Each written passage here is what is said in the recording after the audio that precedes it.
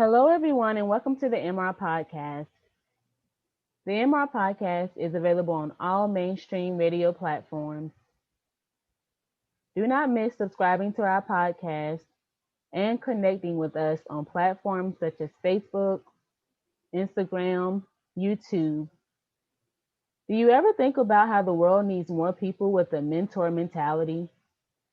People of all kinds and backgrounds that are willing to care unselfishly about other people, support people, teach people, and most importantly, serve people. Well, the truth is, as human beings, we all have a potential and purpose that matters. That potential and purpose extends to our relationships with other human beings.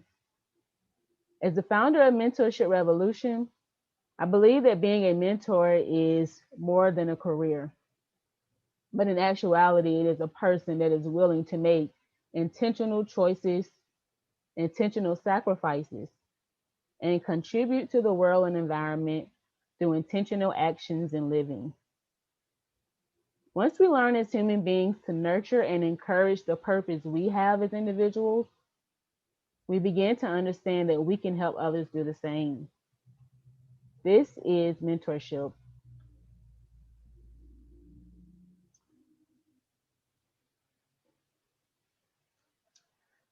The title of today's podcast will be The Power That Lies in Forgiveness. I must say that I am extremely glad to be doing this podcast the same month of my 21st birthday. Forgiveness is an extremely important, relatable, and personal subject for us all. Experiences dealing with forgiveness varies for every person. But at the end of the path, we find that forgiveness is the best remedy for us all, and it brings peace and understanding once conquered. Our wonderful guest today on this weekend, Saturday, will be Aleechea Pitts. Pastor Pitts has an outstanding testimony and story that she isn't afraid to share with the rest of the world. She has gone from a broken vessel to a useful vessel. In her own words, I must say, her work now spans over a decade and includes 4 published books, television, radio, and speaking performances. What can you expect from Pastor Pitts, our wonderful guest today? In today's podcast, you can expect Pastor Pitts to be transparent, truthful, using real life stories paired with relevant scripture to develop a message of love, forgiveness, and self acceptance. So get ready and take your seats. So, right before we jump in, I do have a few announcements that I would like to share. The first will actually be in relation to today's guest. I'm Aleechea Pitts, also known as Pastor Pitts. On February 19th, you can tune in live in effect to the Shekinah Effect at 10 p.m. Must I say be prompt and not late? I will have Pastor Pitts share more about this event. Pastor Pitts, is there more you want to share about the event that's happening on February 19th? No, I would just say when you come, enter to learn so you can go forth to serve. That is my tagline: enter to learn so you can go forth to serve. Yes. So if you are interested and you find that this will be something that can be helpful for you at this time in your life, please tune in. And it's via Zoom, right? Yes, via Zoom and on Facebook. Okay, on Facebook as well. Yes. Okay. And I also wanted to share that Pastor Pitts has her own podcast known as AP Live Podcast. It is broadcasted every Tuesday starting at 6 p.m. What you can expect. You can expect to learn the scriptures and as well learn more about yourself every time you tune in. I also want to share that our Facebook group for Mentorship Revolution is expanding. And I just want to say thank you for everyone that has followed and is liking. And I just hope that our community can continue to expand. And please share with your friends and family about Mentorship Revolution. On Facebook, you can find us at Mentorship. Okay, so welcome, Pastor Pitts, to the MR Podcast. Thank you. Thank you for the warm welcome. Thank you for being with us today. And I think that you're a very interesting guest because the subject that you made notice of, forgiveness, I think that that's very relevant for so many people, Yes. personal and private. Yeah. Yeah. I tell anybody you need forgiveness. It doesn't matter what type of relationship it is, whether it's platonic or friendship. At some point in time, you're going to have to exercise forgiveness. Yes. And so today, our podcast is named The Power That Lies in Forgiveness. Mhm. So, based on the title, we know that forgiveness is a powerful act. And with it being such a powerful act, it is important that we ask, how does that act occur? How does forgiveness occur? And we're going to get into that, what it really means to forgive. Mhm. So, oh, I'm sorry. No, go ahead. I'm sorry. Was there something you wanted to say? Oh, no, no, go ahead. I'll save it. Okay. We have so much more that's going to be spoken about today. So I thought it was good for us to start with why forgiveness is such a powerful topic of discussion. And we can start with that. So why do we need to talk about forgiveness today? Well, I have this saying that forgive to live, forgive to live. And many times when you do not forgive, you are stuck in a period of time. There's something that has happened during whatever that time period has happened in your life. And when you are unable to forgive, you are stuck in that space. Mm, So, in my own personal um, life story, you're looking at someone that was molested at the ages of 7, 11, and 14. I was held by gunpoint by one of my molesters and also being betrayed by a fellow pastor colleague. And during this particular time, dealing with the pastor, the Lord told me, He said, you cannot move forward until you forgive. You've forgiven all other parties that was a part of this particular situation, and you have to forgive this individual as well. And He told me, He said, until you let it go, you will not be able to move forward. So what happens is you get stuck in a period of time. You mm, got people holding on to things for 20 and 30 years. So I always say, when do you go from being a victim to a victor? You cannot stay a victim forever. yes. Now, on the mention of, your story is very powerful, and, that's very brave of you to share it. But how long did it take before you could share it? Because I know, like, when these things were happening to you and you were being, molested and taken advantage of, how long did it take for you to have the courage to share your testimony?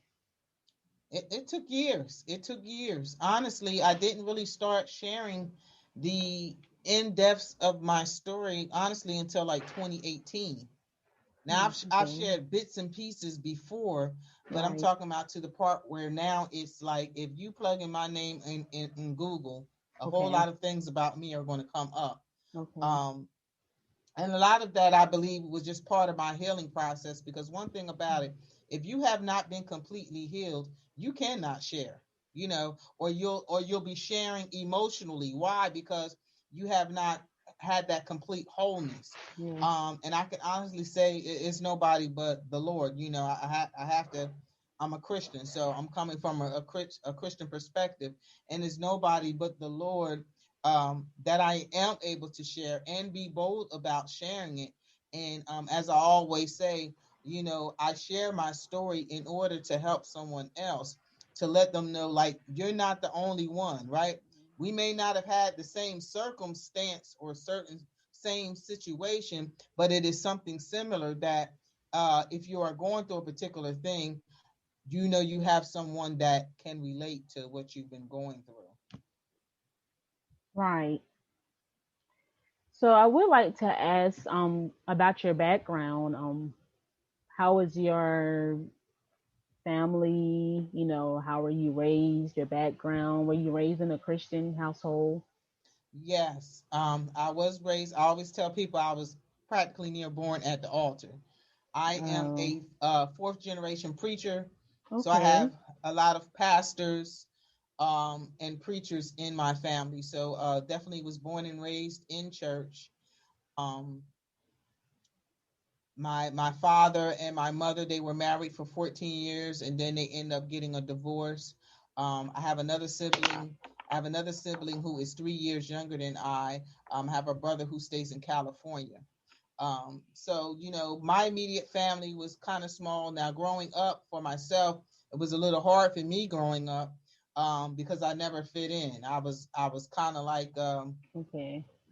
pepper in the midst of salt. And so God had his hand on my life at an early age. Kids at school were calling me Pastor Pitts when I was in grade school. And it Mm, wasn't that I was in mm, school quoting scriptures or anything. It was just that God had set me apart. right. And so I was picked on, experienced a lot of rejection. Now, coming up, I knew my family loved me, but I always wanted that outside acceptance. And so, Right. even with the book that was written, Let It Go for Your Sake, Forgive, who better to talk about forgiveness than a person who has gone through um, childhood trauma and just different things like I have? I always tell people, um, you can have people that talk from head knowledge, but when someone is giving you coming from their own experience, it comes across a whole lot differently. It reaches a person deeper because that person has experienced it personally. Right. So when you first began, I would like for you to share with us your experience in becoming an ordained minister. Okay. Well, my first message that I preached, I was 14 years old, and I'll never forget Hmm. it. It was Jesus loves the little children. Okay. There was an evangelist who was from Alabama, and she had kind of like joined my grandfather's church at that time, and I was asked to bring forth a message, and it was pretty much prophetically spoken to me that I would eventually be a leader. And so in coming into um, being a ordained minister, eventually I end up leaving my grandfather's church and joining another ministry, which was a deliverance ministry. And Okay. it was a ministry that I needed because when I was at my grandfather's church, after a certain amount of time, I needed more spiritually. If I was going Mhm. to if I was going to stay committed to God, I knew that I needed more, or I would have found myself back out in the world. And Mhm. so when I joined this deliverance ministry, I really began to be involved in the ministry. I was on the praise and worship team. I was a Sunday school teacher. I was a tutor for the pastor kids. I Mm. was the armor bearer to the pastor. So I had my hands in in almost everything. Yeah. No gift was lying dormant. And so at this Okay. particular ministry, um, I got ordained first as a missionary, and from a missionary I got ordained. Some years went by, got ordained as an evangelist. Mhm. I ended up leaving that ministry, and you're talking about maybe like a decade later, then I got ordained and installed as a pastor. So here it is again, process, right? A lot of times Process. people just want to wake up and be an overnight wonder, but it's Mhm. it's a process. Even when you put a seed in the ground, the next day fruit don't appear. It's a process. There's a toiling that goes on. And so I always like to say, I am who I am today because of the process that I went through. Eat the good, the bad, and the ugly was that Mm. process. And I honestly would not take anything. I wouldn't redo anything over, even the traumatic things, because Right. had I not have gone through certain things, I wouldn't be able to help people. Today I Yeah. ministered to a gentleman. I was on the phone with him from 1 o'clock to almost 3 o'clock today. Mhm. He contacted me, um, And I always tell people I have many facets to my story. I always like to say like this: ex-gay to reverend. So now God has allowed me to be in a position to help people who are looking to come out of homosexuality. And so Mhm. this particular gentleman, he saw my story on Change Movement. And he said, I seen many stories, and it was an encouragement to me. He said, I seen many stories on here. He said, but when I saw your story, he said, it rang out to me that you were truly delivered. He said, I seen some other ones and it was kind of like, but he said, it rang out to me that you were really, truly delivered and that you would be able to help me. And so it was just an encouragement to he had bought one of my books. I have another book out that's called Homosexuality is In, Heterosexuals Relax. And I share my Mhm. story there. And that is a book to educate the church on how to love the homosexual and those who are looking to come out of the lifestyle, also giving them that process of deliverance. And so when he reached out to me, I told him, I said, well, let's start with you getting the book. You get the book, you Mhm. read it, and then after you read it, you contact me, and I can see how I can help you in your process. Right. And he told me he said it was so good. He said he read the book within 2 days, and he had all the questions lined up. And one thing about deliverance, you have to want deliverance, right? Mhm. It's just like counseling. There's no point in counseling someone who is not going to be honest, because the Yes. big part of it is being honest, right? Mhm. And so I told him, I said, well, you're a step ahead because you want the deliverance. It's hard. You can't counsel someone that don't want change, and Mhm. they are not willing to do the work. Mhm. And so I shared with him, when he said that, I said, well, I believe that God, because I am fully delivered, has now allowed people to reach out to me. Because one thing about it, you have some people, if you have broken people trying to help broken people, the situation can end up a whole lot worse, right? Tiring. You know, Very and tiring. so after he had contacted me, then I had a young lady contact me that was dealing with same-sex attraction, and she Okay. said she just was Googling and my name came up. Mhm. Now, mind you, she's seeing a therapist, but she said I felt as though I needed some pastoral counseling. And Yeah. so when people come to me, and that's the first thing I say, if you're asking me to counsel you, it's going to be number one from a Christian perspective, but it's going to Mhm. be according to what the Bible says as well. And so I'm just grateful. And just like I told the gentleman today, I didn't get here overnight. There was a process. I didn't dot all my I's. I didn't cross all my T's, and I'm talking about after I got saved. I'm talking Right. about after I was preaching, right? Okay. And this is part of the most recent book that I've written, that's called Memoirs of a Pastor: The Good, the Bad, and the Ugly. I'm not Okay. perfect. I'm only human. Because at the end of the day, none of us are perfect. But there No. comes a point in your life as you get older and as you grow and you learn, right? Should be learning from life's lessons that I'm 47 years old. I still shouldn't be having the mindset of a 21-year-old, right? There should be Mhm. some type of growth going on. And so that particular book is to help people, like, look, you're going to go through a process, but the whole key about it is learning those lessons, right? Not being we're talking about forgiveness. Let's go back to that. Not being a repeat offender, because you're either on one side of that coin of forgiveness. You are the offender, or you are the offended. Either you are causing the offense or you are receiving the offense. Mm. So the question is, what side of the coin you are on. And I can Right. even add to that forgiveness piece.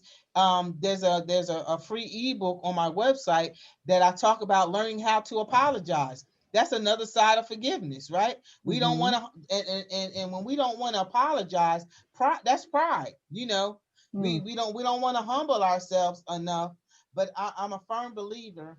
I live my life in such a way that when, God forbid, if I get on my sick bed, I don't want to have to be calling people talking about, oh, can you please forgive me? Can you go find so and so? No, I want to die in peace, right? Yes. I want to Oh die yeah. in peace. So I try to live my life in that way where the Bible talks about don't let the sun go down on your wrath, right? Not going to bed angry and all that kind of carrying on. T.D. Jakes, he says something. He said, when you get angry, he said, it is important that you try to let that go at least within 5 minutes. Because the longer you hold on to it, the harder it is to let it go. And it's the same thing with forgiveness. The longer you hold on to it, the harder it is to let it go, because then it starts getting down here into the heart. Mm-hmm. Now it becomes a heart matter. It And once it definitely. gets down into the heart, it's going to take a while, because now you're dealing with emotions, you're dealing with Thoughts. feelings. And this Mm-hmm. is why it's so hard for people to forgive people, because they stuck with how they feel. And so, with that being said, because you are stuck with the way you feel about the situation, you have to make a choice to forgive. I choose to forgive, and I'll keep choosing to forgive until my heart matches up with my choice. So then I have to do it on purpose. I got to do it intentionally to make that choice to forgive, even though within myself I really ain't feeling it right now. So that's why it can't be based on feeling, because if it was based on our feelings, we would never forgive. Right. Well, so as we speak about forgiveness, there's an old adage that says time heals all wounds. And has that been true to your experience, or has it required so much more than just time? Because I know you said it's a process, that's Yeah, it required living yeah, day in and day out. it definitely requires more than time. What I find, and especially in dealing with people, is whether you want to do that work or not. It goes back to what I said about deliverance, right? In order for you to experience deliverance, you got to want that deliverance. You got to have that desire to want to forgive. And if you don't have that desire to want to forgive, then you're going to be struggling with it. So that's the big bulk of it, is you doing your part of that forgiveness piece. Um, because if you don't do that part, then it makes it more difficult for you to get over it. So yeah, it does include time, but it's more than time. It's going to be work. You're going to have to do your due diligence to to do that inner work in you in order for you to move forward, and when it comes to the forgiveness piece.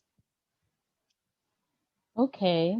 So we've moved thoroughly like into our conversation about you shared your testimony, which I feel as the guest, that's incredibly important for us to know how you with forgiveness being something that was on your heart to talk about today, how has that been something and part of your life, in your personal testimony? And you had a very, very touching, special testimony that I think was important for to be a part of this podcast. And I think as well with you going through molestation, and Mhm. has that been like, was that your hardest challenge in forgiving? Because I know for most people that will be on the top of the list. Honestly, I'm gonna say it was not my hardest challenge. I would say was probably with the betrayal with the pastor colleague. Um, I think with the molestation, I believe the reason why it was not a big challenge for me, because number one, I was a child. So at that point in time of my life, um, I could not comprehend all that had happened to me. Yes. So I think that's what made the difference as far as that not being the hardest challenge. I've even experienced as a child um, harassment on the job, and I'll never forget it. I was about 14. He was probably like in his late 20s or a little bit older, and he was harassing me at the job. And years later, I hadn't seen him for a while, and I Hmm. was up at a particular church doing praise and worship, and guess who walks through the door? It's him. And so while I'm up there singing praise and worship, now my mind is going all over the place because I hadn't seen this guy for years. And so after the service, he came to me and asked for forgiveness. And I gave it to him. I gave it to him without thought. And this is another thing that I teach people when it comes to forgiveness. There are some people that God has put it in them that they can easily forgive. It's part of their makeup. There are Mm-hmm. some people, if they are easily to get offended or they sensitive, those are the ones that usually have a hard time letting things go. So a lot of it too is however God, whatever your characteristics are. For me, I believe that God has put it in me where I can easily forgive. But like I said, the hardest one I would say was me having to forgive that pastor colleague for betrayal. Yes.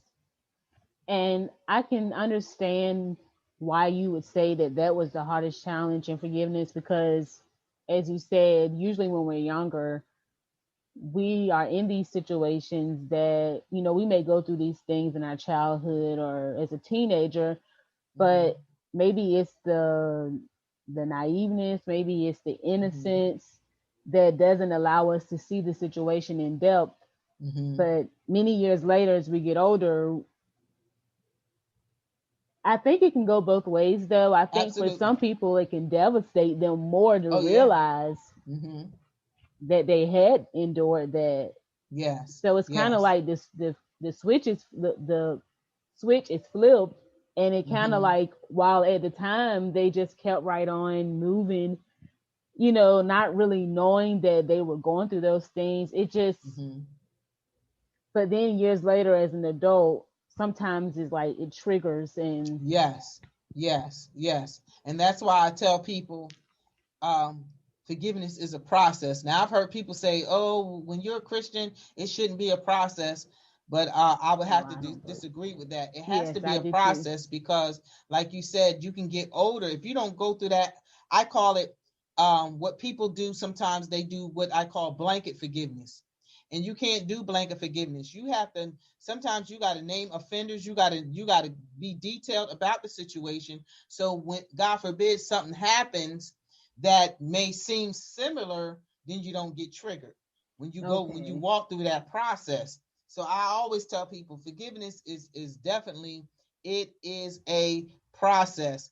And like I said, you don't want to be, when you don't go through that process, then your some of your relationships are being hindered. Why? Because now you don't trust people. You stereotype people, right? Put everybody Mhm. in the same category. When these individuals did not do that to you, it was somebody else. So that's why it's important that we walk through that process, as you said, so we don't get those triggers. So you definitely have, and here it is again, you Mhm. have to do the work. You got to be willing to confront it, right? You got Mhm. to be willing to deal with it. And a lot of times people don't want to deal with it. And so when they don't want to deal with it, then they're stuck. And then there's some people, honestly, some people don't want to move forward from it. Why? Because they're used to the attention. They want the sympathy and the empathy and Pity all those different party. things. So here it is again. That individual really has to be honest with themselves. Because that's why I said, at some point in time, you should be going from a victim to a victor. But if you're not willing to do the work, then you're going to stay stuck. And some people are like that, where they will go to whoever here. They really don't want a resolution. They just want people to hear.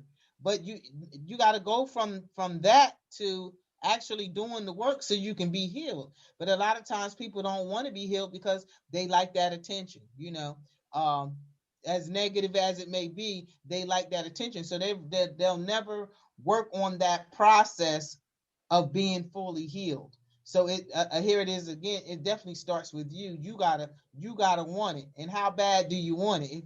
If you want to come to a place of complete wholeness, then you have to do the work. And sometimes it may require a professional to come in, right? Mhm. A professional to come in.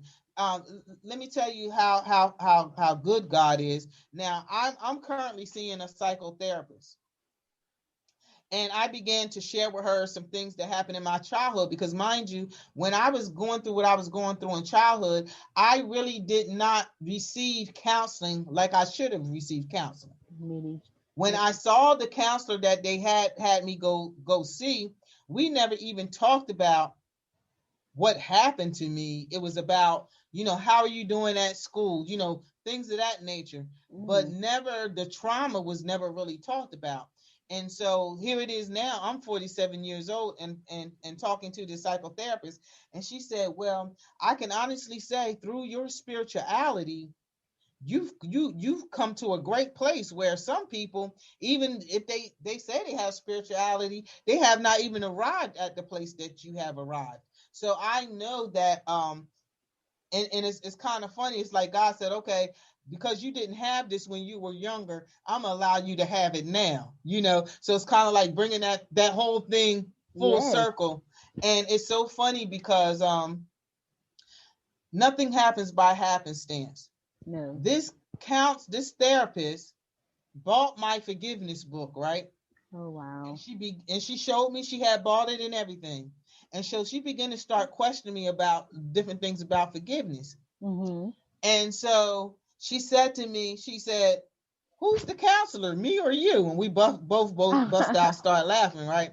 Yeah. And then she said to me, she said, I'm going to recommend all my colleagues for them to recommend this book, any of their clients that is dealing with unforgiveness and stuff like that. She said, I'm going to recommend it to all my colleagues if they have any clients that is dealing in that area, for them to get your book. So nothing happens by happenstance, right? As I'm helping her, she's also helping me. So Yes. so God does things all well. So like I said, I just believe that God just said, okay, I'm gonna allow you at this point in time of your life to see a psychotherapist.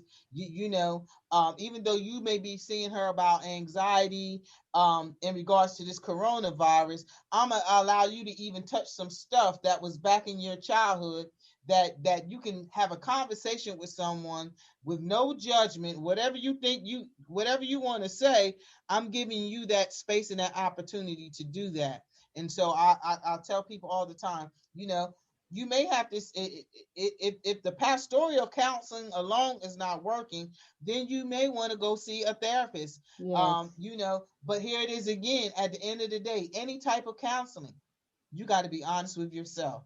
And many times sometimes we deceive our own selves, because we'll play that part like, oh, I'm good, I'm all right. And within yourself, you're not all right, but you're putting on this facade like you're okay. And the thing is God has given us many resources. So there's no excuse why we have to stay in an unhealthy place when you have the resources at hand to be able to work on you to bring yourself out of that. That was a very powerful story, you sharing about you going to a psychotherapist. And Mm-hmm. me myself, I think like the hardest thing is that when it comes to forgiveness, we kind of would much rather, like you said, delay the process. We rather just, I don't know how we think we're going to deal with the reality of the things that have occurred, the things that have Mm-hmm. been done. Because I think the most painful thing, do you think this is the case, is that you have to deal with that every day? You have to work through it. The You things that definitely, have, you have, yeah, yeah, you have to work through it. And that's why I always tell people, like, I always put this disclaimer out here. I said, please don't contact me. Because the okay, thing is, if you're not willing to do the work, don't waste your time and don't waste mine either. yes, Because I at the end agree. of the day, it's on you. Nobody can do this for you. You have to do it. And part of that, if you are a Christian, part of that is building yourself up through prayer, building yourself up through the Word of God, building up your relationship Mm-hmm. with God, right? And then God will either send someone in your life, or you find someone that you can be vulnerable with and Yes. really be honest with, so you can begin to start working on that wholeness. Because one thing, um, even as a child, I always knew, like, okay, when I get married, I don't want to put no type of issues on my husband, because my husband wasn't the one that offended me. Mm-hmm. So here it is again, as a child, I already knew, look, I want to be at a place where I'm not giving this man an issue, right? Mhm. Because he had nothing to do with it. So my prayer has always been, God, I want to be completely whole before I get married, right? I don't want to get married and now me and my husband, we're experiencing sexual issues because I didn't deal with what I needed to deal with, Mhm. and bring that wholeness. And that's why I'm saying, that's why forgiveness is so important, because it can affect, Other it affects areas. every area of your life, right? Even as Mhm. a Christian, the Bible says when you pray, when you stand praying, forgive. Because if you, how, even the Bible says also, if you want forgiveness, you got to give it. Yep. So it touches so many parts, right? And I don't know about nobody else. And I always say it like this: no one is that important that I would allow them to hinder my prayer that I need to get to God. There's nobody that important. So it's definitely a serious matter, and you definitely have to be honest with yourself, because many times we will deceive ourselves. Like I said, we will lie to ourselves. We saying we okay, and then, like you said, a trigger happens. That's how you know Mhm. when you can get over stuff. Like when you can meet your offenders and you don't feel no kind of way on the inside. That's how you know Mhm. when you really healed. You Yes. know. Yeah. So even like the situation with the pastor colleague, we reconciled, but the relationship is not the same. But when I see them, we Okay. embrace each other and Mm. we speak. I'm Mhm. not talking to them every day. They don't call me. I don't call them. But when we're in public, we are able to genuinely greet one another, embrace one another, and keep it moving. And that's how you know when you truly have forgiven, because you'll treat the person as if they never did it in the first place. It's just like when God forgives us, right? When we ask God for forgiveness, He treats us as if we never sinned in the first place. Mhm. And that's what true forgiveness. I like to use the simple definition of extending grace to others. Yes. And what I Mhm. always like to ask this question is, if you were the person that offended, Would you want wouldn't forgiveness? you want someone to forgive you? Wouldn't you want someone to extend mercy and grace to you? And nine Right. times out of 10, the question is yeah. you Yeah. know so that's the way we have to look at it. Is, if that was me, the shoe was on the other foot, Right. would I want someone to forgive me? Would I want someone to extend grace to me, to show mercy upon me? And yeah, I would. Now, what if on the other hand that person has an attitude of, well, I didn't do nothing in the first place, and the only reason I did what I did. Some people never that has committed that offense never take accountability. Do you think that makes forgiveness harder, or you still have to be accountable for forgiving that person even when they won't take accountability for their actions? I think that it does make forgiveness harder, but here it is. At the end of the day, in this sense, you have to be selfish with you. My pastor used to preach this message all the time. We're not held accountable for what other people do. Yes. We're held accountable for our own actions. And here it is again. When you stay in unforgiveness, it's as if you're saying that person has power over you to control you. And I'm not going to allow no one to have that much power over me, that they control my mood, that when I see you in the grocery store, now I'm in this funk. She need to go on somewhere. Go to a, all that kind of carrying on. No, Mhm. you're allowing that person to exercise that power over you. So at the end of the day, what's best for you is to forgive. Because here it is, it's affecting your relationships with people. It's affecting your prayer life. God ain't hearing you when you ain't prayed. He said, lay your gift at the altar. Then he said, lay your gift at the altar. Go to that person. And if they don't receive you, you shake the dust. But at least you've done your due diligence. You've done your part. Mhm. And a lot of it, honestly, unforgiveness too, there's a form of pride in there, right? Pride is Because major. we feel entitled to feel the way we feel, right? That's and, major. and, and and you may be right to feel angry, but at some point in time you got to move from that place. You Mhm. got, because you think about it, people that hold on to unforgiveness, most of them, they're not happy. Look at their life. They're miserable. because you holding on to stuff. And at the same time, when you hold on to stuff like that, you start blaming other people for how the way your life is. You know, you begin to start looking for scapegoats, right? Somebody could have been and asked that person for forgiveness, and they don't want to give it. They don't want to release it, right? You're. This is how I always say it. Yeah. The people, the people that have hurt you, they sleeping at night. They ain't studying you. So why not work on you? Why not work on you to that place of wholeness and being happy? That's why I say forgive to live. There's another way to live. Keep going back to love. Keep going back to love. Because at the end of the day, there's going to be something. The Bible says we all have offended in word and deed. Nobody exempt. We've all said stuff we shouldn't have said. We all done things that we shouldn't have done. Remember, I said we done been on both sides of this coin. You either hurt somebody or you received hurt.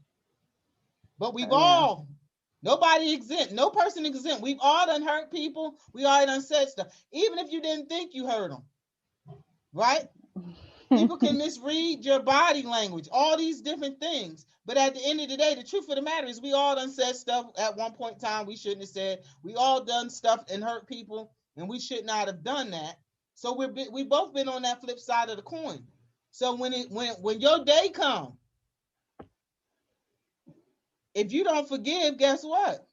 You're not going to receive forgiveness. If you want mercy, you got to show mercy. You want grace, you got to extend grace. It's twofold, right? Many of the promises in the Bible, he'll say, you do this and I'll do that. So there's some things that we got to do. God just don't take everything away from us. There's some things that we got to do. Right. Well, that was just so much. Okay. Well, I think like I want to talk more about the victimizing, like oftentimes seeing yourself as the victim of some trauma, or maybe something was committed against you, and we see it as intentional a lot of times, that these people intentionally did this to me, because how could they have not known?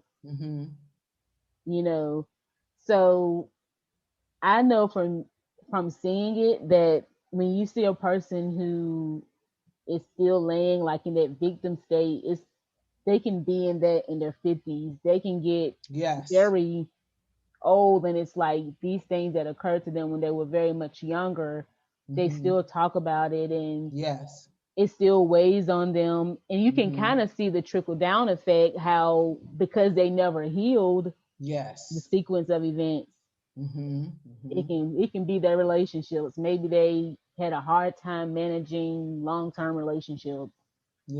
Or it could be that it just seems like that's kind of what happens. But I think the most awful thing about unforgiveness is how it just falls over. Like you said, it may have been something that happened to you as a child, but it's affecting your marriage. So I think, like you said, the forgiveness is something that you have to do, but the power that lies in it, of course, is the healing and recovery. And I think, like I said, the thing that we have to accept is oftentimes that recovery, to me, from my experience, it happens over time. And I would say many times people on the outside may not know that you're in that process. And I think for some people, depending on who you are, I don't know, like that you're in that process. But do you think that like can you tell when a person is sitting in unforgiveness? Can you tell, like, say you know that person and you're close to them? I believe you can tell, and you've touched on it already. How they talk, if they always bringing up the incident. Remember, I said forgiveness is you're treating that person as if they never did it. When you truly forgive, you don't reach back as soon as you can and throw it up in someone else's face. Yes. Right? It's just like married couples. There are people that are married that really should be divorced because they never forgave the spouse for whatever it was that they had done. But they use that as a tool of manipulation to get what they want out of the individual, to bring about shame, to bring guiltiness and condemnation, all that kind of carrying on. And if that person is doing that to you, y'all need to go y'all separate. If they're not going to move, if they're not going to forgive, there's no point in staying in that relationship, because now the other person is being wounded, right? Because now you're holding this. The Bible says love keeps no record of wrong. Mm-hmm. See, when you truly love, you're not tallying up. Okay, you did this last year, no, so that's, like you said, conversation is a real big one, because most of the time when people can't get over stuff, eventually they keep rehashing it over and over and over again. And here it is again. This person may have asked the person to forgive them, but for whatever reason, that person, the offended person, is stuck. They cannot move. But see, again, nobody can do it for you. You got to do it for yourself. Nobody can do it for you. And even in scripture, when he says, when you stand praying, forgive, it don't say, I'm going to help you to forgive. No, it's something that we got to do. It's a work that we got to do, And I always like to say it like this. If we would just practice empathy, that would help you a whole lot.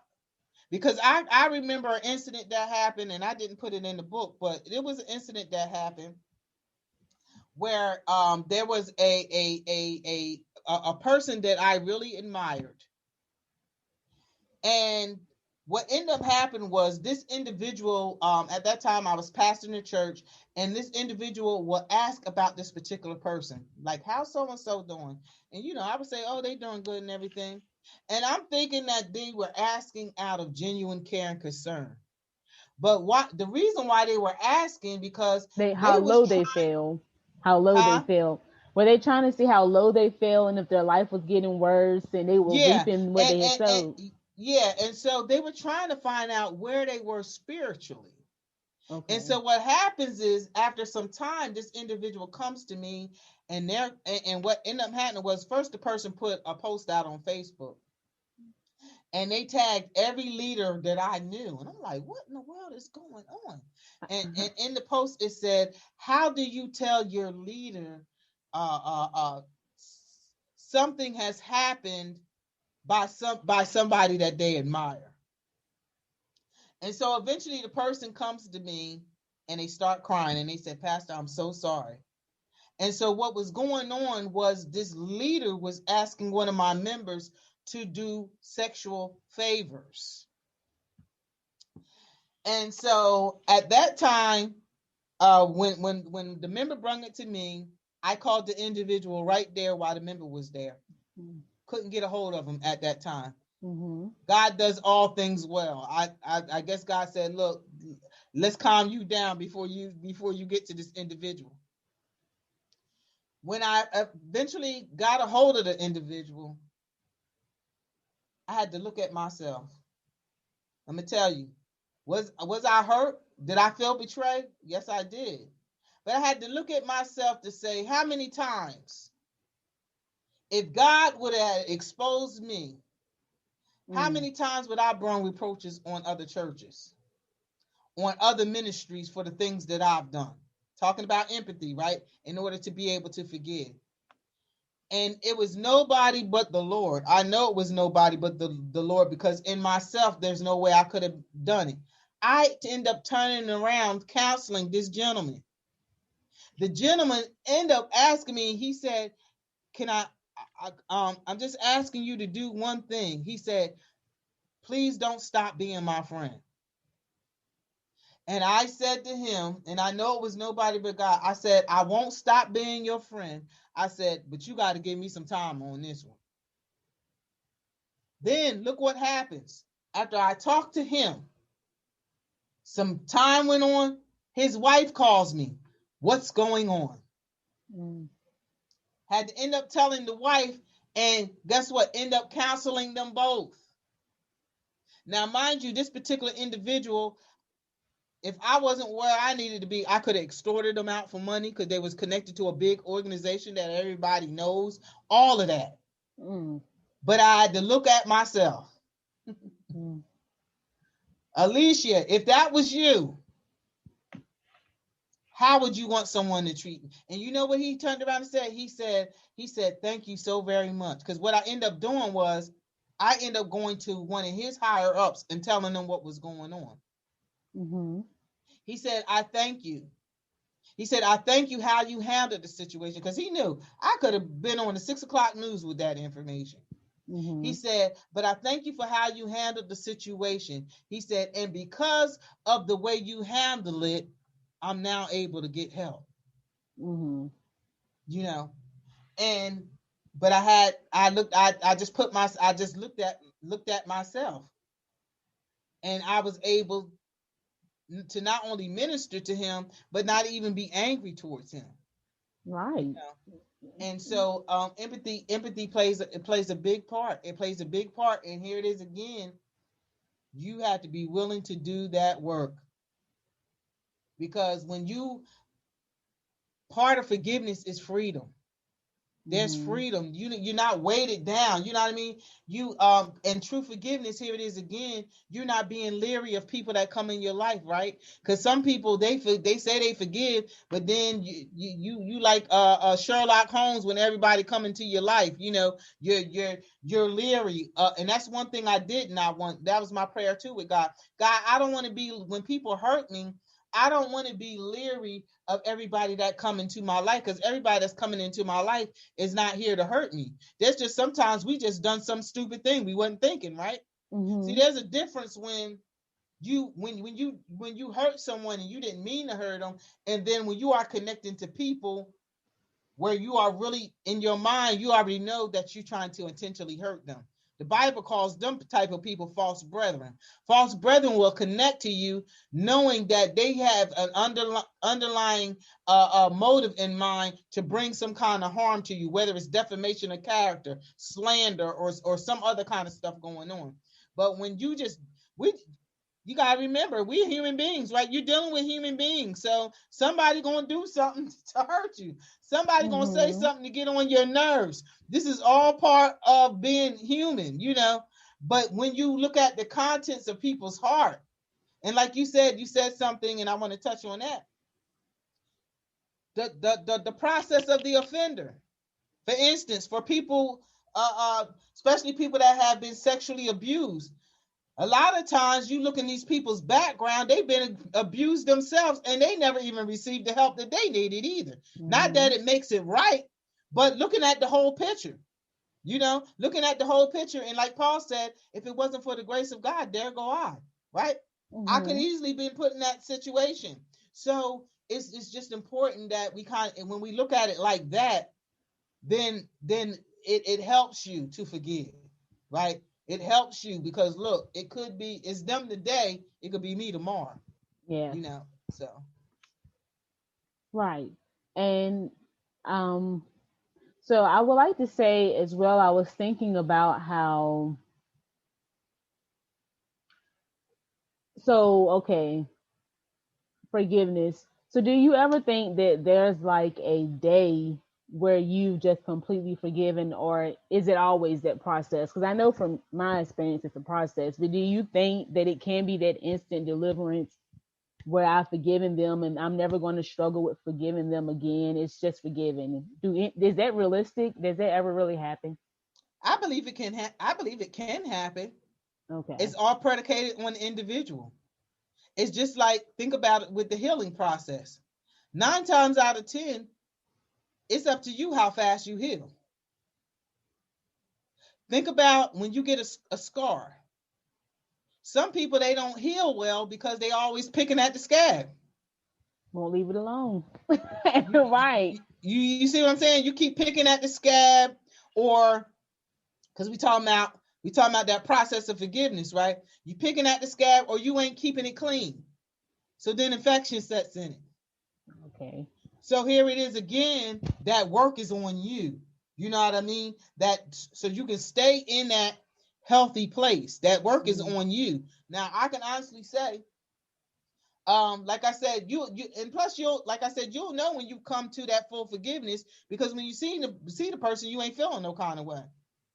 When you see the person, like how I was able to do with this individual, I can see them and greet them genuinely. I can embrace them. We hug and say, "Hey, how you doing?" You know what I mean? We don't call Right. each other on. Now, before all of that happened, I was over their house. They was over my house. We would be on the phone. None of that is happening now. But when I Right. see them in public and they see me in public, we greet each other and it's genuine. And it's Okay. genuine. And that's how you'll know when you've really walked into that forgiveness. When you really walked in that full forgiveness, you ain't bringing, even if they were to do something right now, Your you're not reaching reaction. back to that. Mm-hmm. You're starting from that point on, right? Mm-hmm. And moving forward. And that's Yes. how you really know when you have truly forgiven, when you're not uh, uh, completely rehashing it, or like I said, you feeling some kind of way. As soon as you see them, something in you move and all of that. That's how you know Mm-hmm. when you ain't really forgiven. But there's a place that you can come to, and remember, I like to say it like this: if it was based on feelings, we would never forgive, because we stuck with how we feel. Right? Your feelings, your emotions, that's real. That's natural to you. Okay. That's your reality. Well, And that's why a lot of people don't forgive, because they're stuck with their emotions. So that's why you got to choose. I got to continue to choose to forgive you till my emotions match up with my choice. right. So, what about those that seem numb? Because I know the numbing process can occur too when you've been hurt so much. So, they may not have those outrageous reactions. They may not come off with so much emotion, Mm-hmm. but it's still not really a good thing to be numb either. No. And here it is, going back to what I said before, being honest with yourself. Being honest with yourself and allowing yourself to feel, because we ain't no robots. God made us emotional and social creatures. So if it hurts you and you feel like crying, cry. It's okay. The whole part of it is not being stuck. Express the emotion, acknowledge it. That's all part of. It's almost kind of like part of the grieving process. Mm-hmm. And it was something that you mentioned earlier, and even I've advised people and done uh, um, and taught on grieving process. Right? You'll have some people, something has happened to them, and the people around you, they're looking at you like, I wish you get over it already. Right? Mm-hmm. And sometimes they may give you a time frame. Like in a grieving process, most of the time, most people, they looking for people to get over stuff within about a year or so. After that, it's like, all right, get over it already. And that's why it's important, like we said, about your support system, Yes. who you got around you. Because if you have somebody that's insensitive, then that could do more harm than good, right? They insensitive about where you are at that point, then now there's more damage to the situation. So it's important to have the right kind of people around you. But again, when we are talking about wanting to be whole, that's the question: do you want to be made whole, or are Mm-hmm. you making excuses? Because remember how the man at the pool of Bethesda, Jesus asked him, "Do you want to be made whole?" That's a yes or no question, is it not? Yes, it is. But the man at the pool, he was like, well, every time I get ready to step down in the water, somebody stepped before me. He started bringing out all these excuses. And all Jesus asked him was, do you want to be made whole? So that's the first question. Do you want to be made whole? Mm-hmm. And if you want to be made whole, if the answer is yes, then you will do what it takes to be whole, which means working on you, confronting some things, being honest, allowing yourself to feel, allowing yourself to acknowledge those feelings, and then begin to work on that inner work. Begin to work on that inner work. And for me, I think the greatest lesson in forgiveness is being willing to accept that in those relationships, because a lot of times these things are occurring in our family.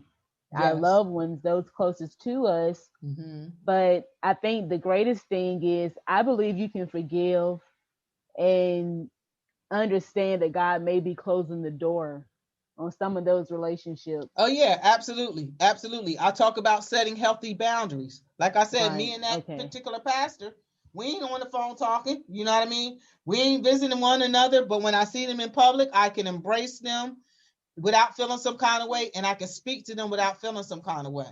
So yeah, there are times you have to set those healthy boundaries, and that's okay.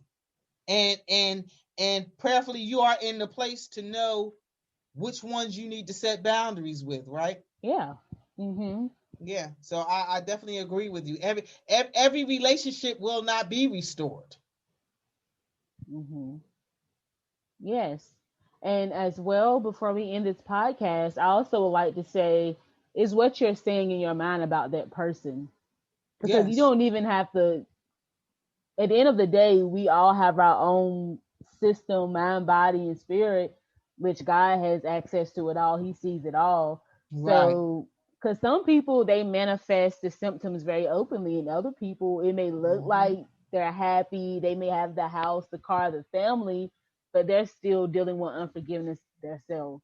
But to me, Absolutely. right.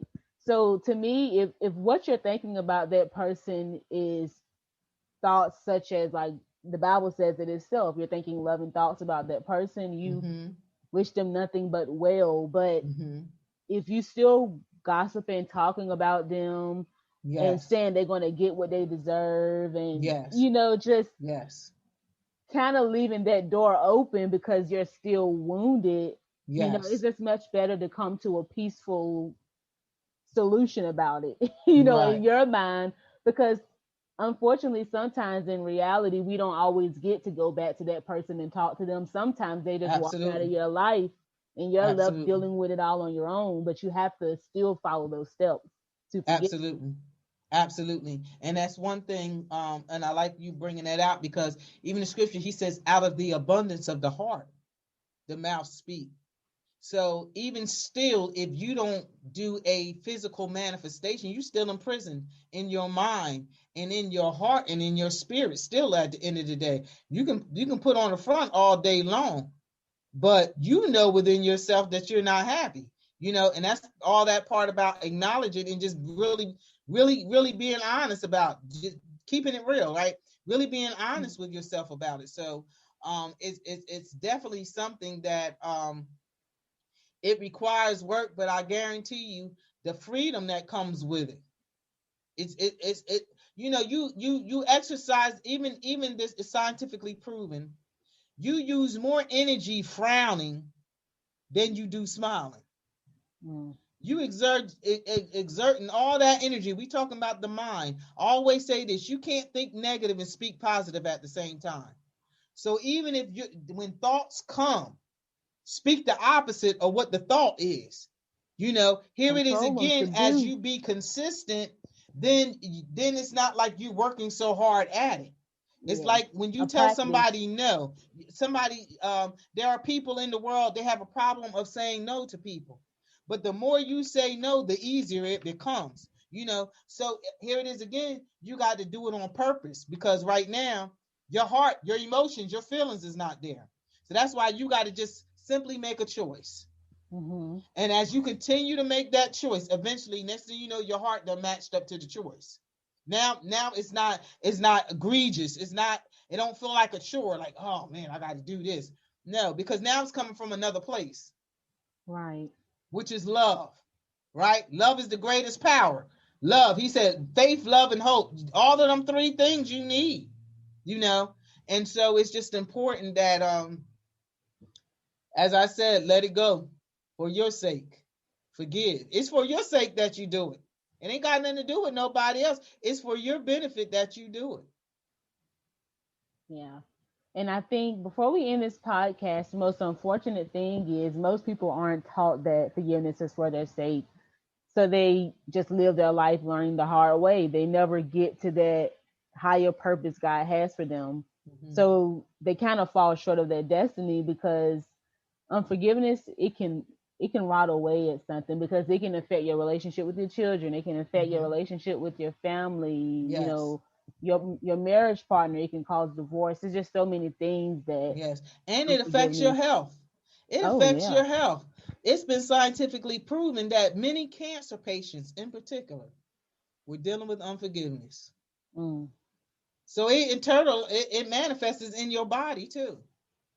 You got wrinkles in your forehead from frowning all the time. All kind of manifestations happen. Mhm. It happens. Right. So, and the greatest thing. This is the final message before we end today's podcast. The power that lies in forgiveness. The greatest thing is that I believe God. Whether you're a believer or unbeliever, I do believe that there are so many opportunities we get to encounter that breakthrough Mm-hmm. that could be the deliverance, and that could lead to us forgiving, because sometimes we forgive people and they're dead and they're not even, Mm-hmm. but you can still have been holding that, which I've never had that experience, but just imagine you Yeah. still holding it, and that person, Yeah. it's like you're wrestling with yourself, in the Yeah. end. That's the Yeah. And unforgiveness. Yeah. yeah, I had someone ask me, they was like, what do you tell people? What do you tell people if they don't never get the apology? That's why you gotta let it go for your sake. Because if you're looking for somebody to apologize to you, you may not never get it.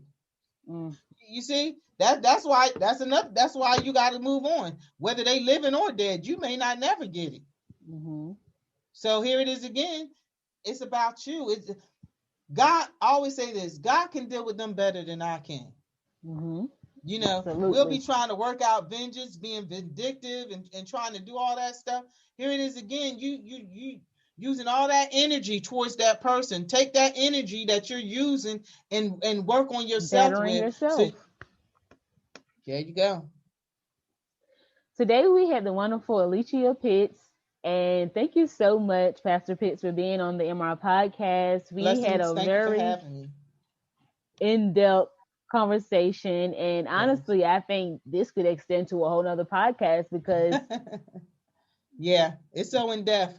When I do workshops, at one point I did 3 days, and one of the pastors was like, "This wasn't enough," and I said, "I tried to tell y'all, we need at least like 5 days because it's so in depth. Like mm-hmm. we're touching the surface because there are some people, when I've done a workshop, they Mm. thought they had forgiven, and after going through that workshop, Lord, I they know they was. hadn't. I remember I was up teaching, right? The pastor broke out and started crying, and the wife looking at him like, "What's wrong with you?" But I Ugh. knew what was going on because as I'm teaching, things are unfolding, and people are like, Mm-hmm. "Man, I really thought I had forgiven, and I haven't." So it's that very very in depth piece. Today we have a very powerful guest, Aleechea Pitts. We thank you. We hope that as the listeners, you enjoyed this podcast. Hopefully, it has, brought some revelation to you. Maybe God has spoken to you through this podcast, and it can actually be helpful for your work that you may need to do in your personal life. Mm-hmm. And thank you so much for tuning in to the MR podcast on this Saturday and spending time with us. Please listen and download and share with others. And we are ending.